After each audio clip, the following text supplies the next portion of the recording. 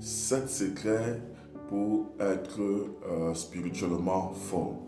Est-ce que tu aspires à devenir un géant spirituel? Est-ce que tu veux être une terreur dans le camp de l'ennemi? Est-ce que tu veux être spirituellement dangereux, être un géant spirituel? Alors je te donne dans cette vidéo la première partie des 7 secrets pour devenir un homme ou une femme spirituellement forte et établie.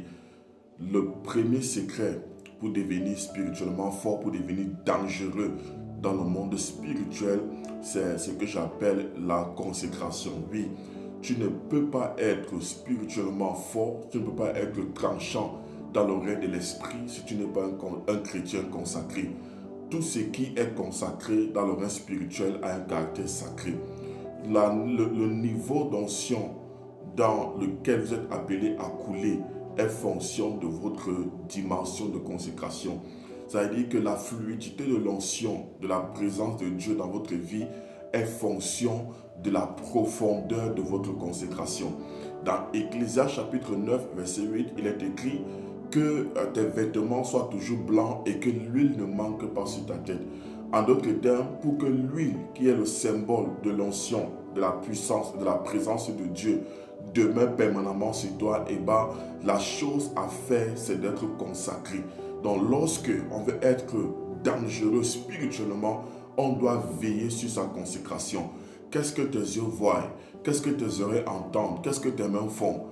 Comment est-ce que tu utilises ton corps?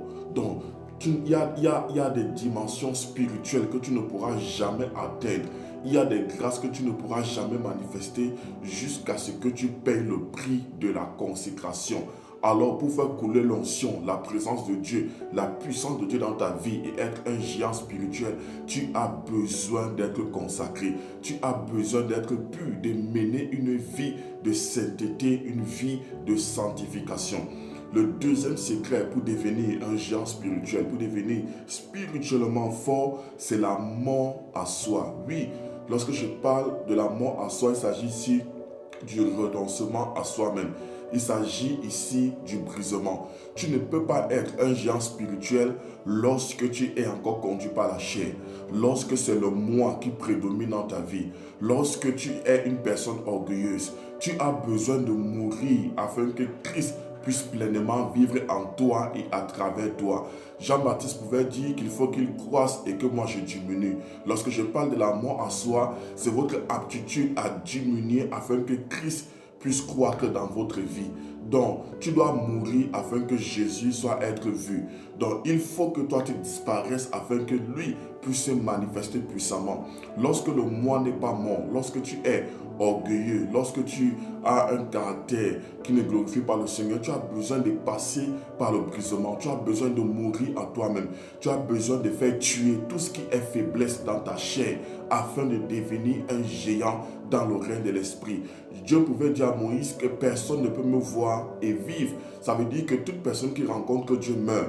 Donc, l'un des signes qu'une personne a vraiment rencontré le Seigneur, c'est lorsque cette personne est morte. Ça veut dire que votre moi meurt dans sa présence. Votre personne meurt dans sa présence. Donc, le deuxième secret pour devenir un géant spirituel, c'est la mort à soi.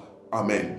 Le troisième secret pour devenir fort dans l'esprit, pour devenir spirituellement dangereux, tranchant, c'est la méditation profonde et quotidienne de la parole. La parole de Dieu nous fait comprendre que dans Jean 8,32, Jésus pouvait dire aux disciples que si vous demeurez dans ma parole, vous êtes véritablement un disciple, vous connaîtrez la vérité et la vérité vous affranchira. Donc, la méditation de la parole de Dieu, c'est Dieu lui-même. La parole de Dieu, c'est la lumière. La parole de Dieu est esprit. Lorsque vous mangez la parole, vous êtes en train de devenir un esprit.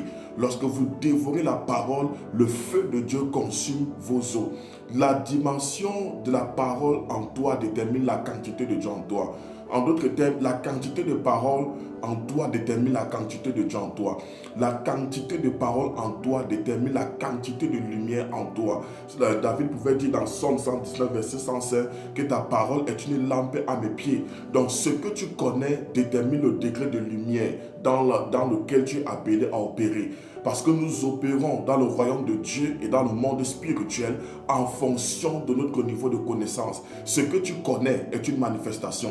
Ce que tu connais est une libération. Ce que tu ne connais pas est une ambassade établie par l'ennemi afin de te détruire. Donc il y a des délivrances, il y a des dimensions dans lesquelles tu ne peux jamais entrer si tu n'as pas eu accès à un niveau de révélation. J'ai souvent l'habitude de dire que la force de l'ennemi, c'est dans le maintien de ton ignorance. Tout ce que tu ne connais pas est une force pour tes ennemis. Tout ce que tu ne connais pas est une force pour le monde des ténèbres. Donc, il faut comprendre que la méditation va te rendre spirituellement tranchant. Donc, plus tu connais, plus il y a une quantité de Dieu en toi qui connaît également une croissance exponentielle. Ça, c'est le troisième secret. Le quatrième secret pour devenir spirituellement tranchant, spirituellement dangereux, c'est la soumission totale à Dieu.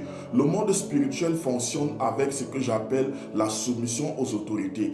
Tu ne peux pas avoir l'autorité si tu n'es pas soumis à une autorité. Dans Jacques chapitre 4, au verset 7, la Bible dit « Soumettez-vous donc à Dieu et résistez au diable ». Donc tu ne peux pas résister au diable si tu n'es pas soumis à Dieu.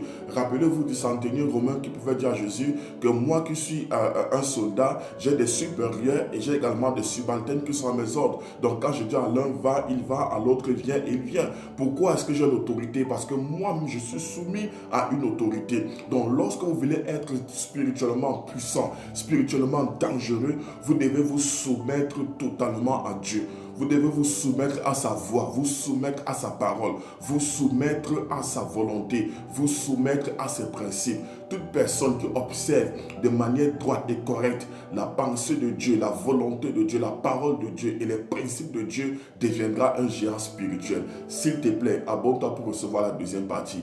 Que le Seigneur te bénisse au nom de Jésus-Christ. Amen.